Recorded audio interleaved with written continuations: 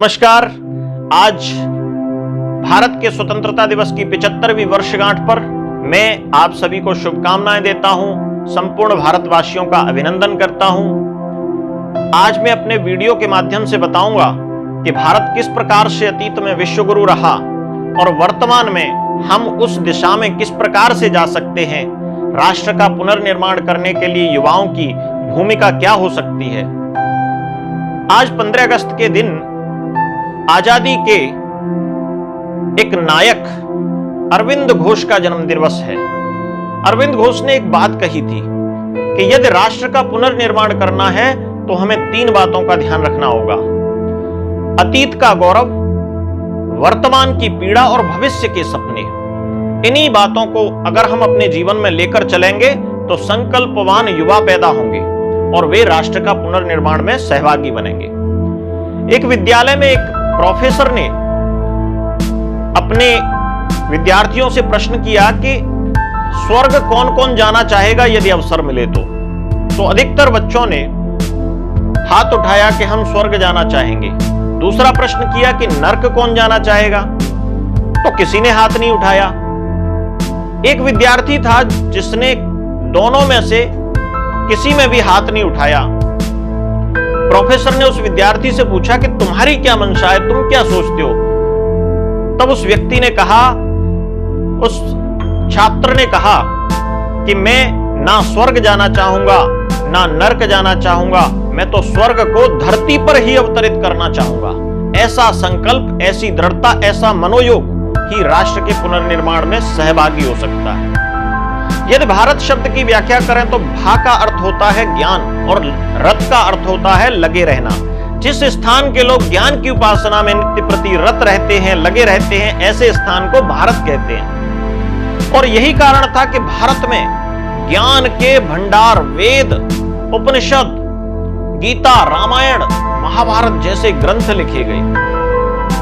यही कारण था कि भारत ज्ञान के अन्वेषण में अनेकों ऋषियों मुनियों ने अपना पूरा जीवन खपा दिया। भारत शब्द की यदि दूसरी व्याख्या करें तो भा का अर्थ होता है भाव, भक्ति और रत माने लगे रहना। जिस स्थान के लोग ज्ञान की उपासना में, भक्ति की उपासना में रत रहते हैं, ऐसे स्थान को भारत कहते हैं। अब ज्ञान कैसा होना चाहिए, तो ज्ञान होना चाहिए भक्तिमय, भक्तिपूर्ण, इसलिए भारत है। और यही कारण था, उन भक्तों के कारण ही भगवान निर्गुण निराकार परब्रह्म परमात्मा भी सगुण साकार बनने के लिए कभी राम कभी कृष्ण के रूप में धरती पर अवतरित होते हैं। और दूसरा कारण कि भारत की नारी चरित्रवान, प्रज्ञावान नारी थी।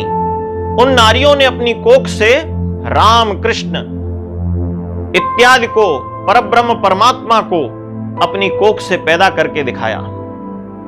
परमात्मा के आने के लिए भी वो शक्ति चाहिए, वो केवल चरित्रवान, प्रज्ञावान नारी में ही हो सकती है।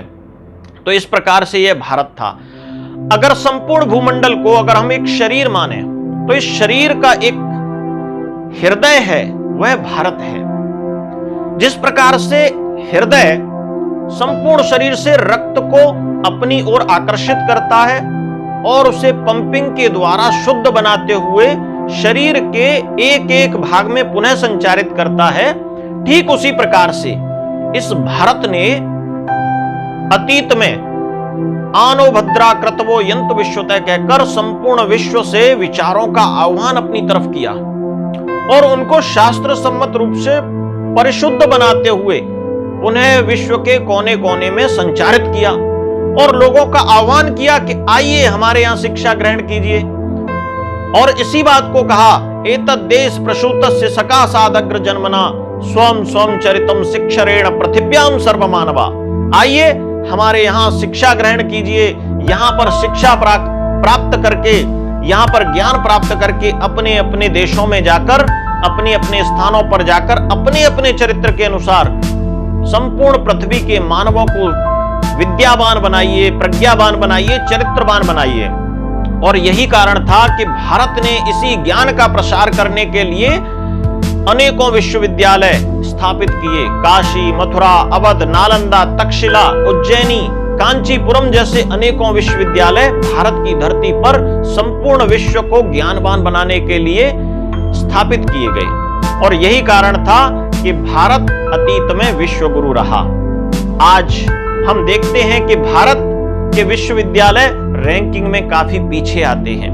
भारत को पुनः विश्व गुरु बनाना, भारत के इतिहास को गौरवशाली बनाना, भारत की प्रत्येक अध्ययन शैली गर्व करने लायक बने, ऐसा हमें कामना करनी चाहिए। राष्ट्र का पुनर्निर्माण भी तभी संभव है जब संकल्पवान युवा इस ओर कार्य करेंगे। इसीलिए कहा गया है कि वन फल खाकर छाल पहनकर पश्चिम ने लाज बचाई, तब भारत में सामगान का स्वर्गिक स्वर था दिया सुनाई। अज्ञानी मानव को हमने ज्ञान का दान किया था, अंबर के ललाट को चूमा, अतल सिंधु को छान लिया था। इन्हीं मंगल कामनाओं के साथ मैं प्रार्थना करता हूं कि भारत पुनः विश्व गुरु बने और पुनः भारत के युवा संकल्पवान संस्कारवान बनते हुए भारत को उस दिशा में अग्रसर करें। आजादी के इस अमृत महोत्सव की एक बार पुनः शुभकामनाएं। भारत माता की जय।